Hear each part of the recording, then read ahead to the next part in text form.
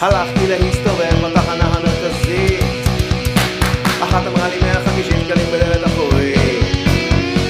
מיד קפצתי על הנציאה, אחת ראיתי שמוק בבית כמעט עד הרצפה. כי היא הייתה בחורה עם זוגי, ולפני ששמתי לב כבר תקעה לי את הצורה. כי היא הייתה בחורה עם זוגי, אחר כך אמרתי לעצמי זה לא כל כך נורא,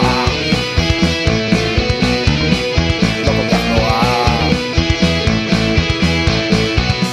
חזרתי אחרי יומיים בדיוק לאותו מקום, אחת אחרת אמרה לי על הגבר בוא נזרום. כשהיא דחפה לי אצבע לא הרגשתי כלום חודר, אני לא חוזר אחורה, התרגלתי ליותר. אני רוצה בחורה עם זוג שתפתח אותי מולך ותקע לי את הצורה. אני רוצה בחורה עם זוג, זה תמיד מדליק אותי לראות סרונגול על בחורה.